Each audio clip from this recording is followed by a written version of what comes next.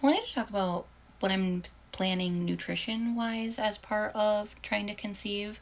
I know this can be a sensitive topic. A lot of people have like trauma or body image issues related to food, and so if this might be triggering for you, please prioritize your well-being over listening to my video. I haven't had doctors say anything to me. I have a primary and an OB. Neither of them have said anything to me about my weight or my like blood pressure related to pregnancy, but they are mild concerns that I have and things that I want to work on. I have a BMI of like 30.5, I think it is, so I am slightly in the obese category, which is not ideal.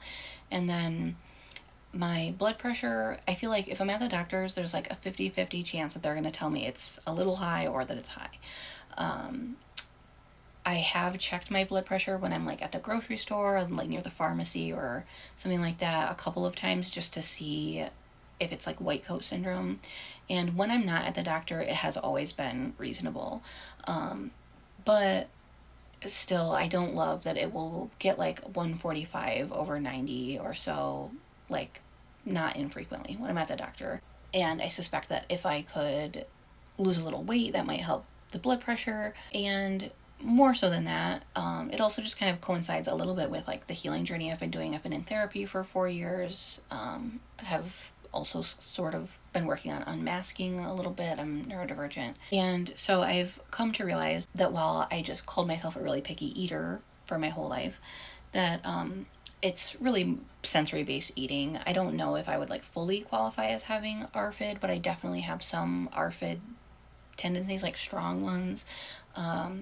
The vast majority of the foods that I can't bring myself to eat, it's because of a sensory reason rather than a taste reason. Mostly it's about certain textures. I strongly prefer like dry and crunchy foods over like mushy. Mushy and slimy are kind of the textures that I have the hardest time with. But I am also averse to some foods purely based on smell. Like I have never tried any kind of fish in my life because the smell, I just can't. Also, kind of part of my healing journey is I've really taken to heart that a lot of times if we're in a black and white thinking or really rigid thinking, that is often a sign of not being in our best, healthiest mood or coping methods. And so when I kind of pull that into this nutrition framework, it's important to me to not get too rigid with this and to not feel like I have to eat perfectly, because there's no way in heck, like I have too much food issues to do that. And also there are healthy foods that I enjoy and that I could lean on more than I currently do. And so that's all that I'm really trying to do, is to kind of do work around the edges that feels accessible and doesn't drive me crazy and doesn't like totally ruin my mental health or whatever. And so the one step that I've already taken is starting at about 15, I drank Mountain Dew every day.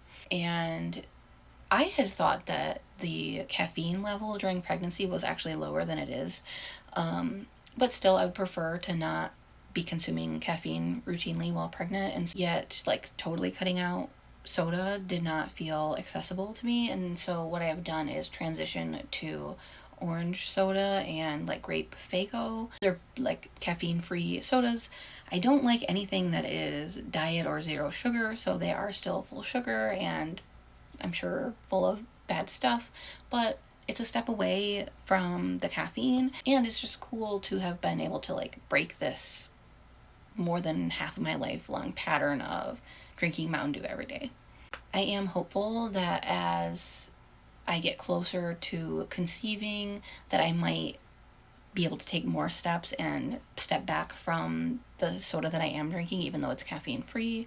But yeah, so that's the step I've taken with soda. With kind of regular food, because of the sensory issues making me have a lot more safety in foods that are consistent in texture and taste and like just consistent. Processed foods are way easier for me to rely on way too much. And then there's also like the executive function aspect of it. So many processed foods are so much quicker to make, like there's not really prep to them. So keeping those two struggles in mind, but also wanting to look to make a little bit healthier choices.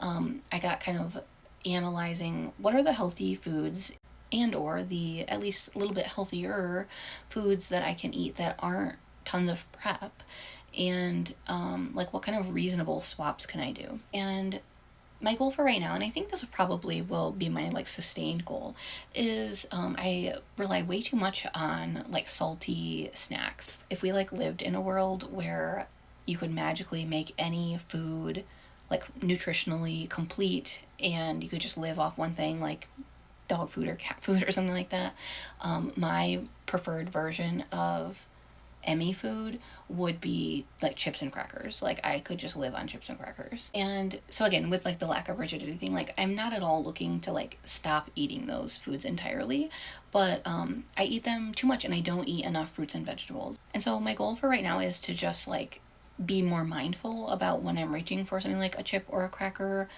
or occasionally candy, and just kind of ask myself like, do I really want the chip? Or if I'm like actually hungry, like could I eat an apple? Could I eat a banana? I don't have a ton of fruits that I like, but the ones that I do like, apples, bananas, strawberries, and grapes, they're pretty consistently safe. Like I don't ever get the ick from them. And so yeah, I just want to work on being mindful of that and trying to eat a little more fruit than I'm used to. Same thing with vegetables. I feel like I don't like enough variety of vegetables. Growing up, we were like that very stereotypical Midwestern family that always had a can of vegetables with dinner. It was green bean, corn, canned carrots, or peas. And so I liked all of those. I still like all of those. And then potatoes. Who doesn't love potatoes? I'm sure somebody doesn't, no offense. I don't like chocolate, so like I don't have any space to say who doesn't like this food. Anyway, and then I have other foods that are like sometimes accessible and sometimes icky, like salad and yogurt are in that category, and eggs. I can like them sometimes, and then sometimes I'm eating it and I just get the sensory ick, and then I can't eat it for like weeks or sometimes even months.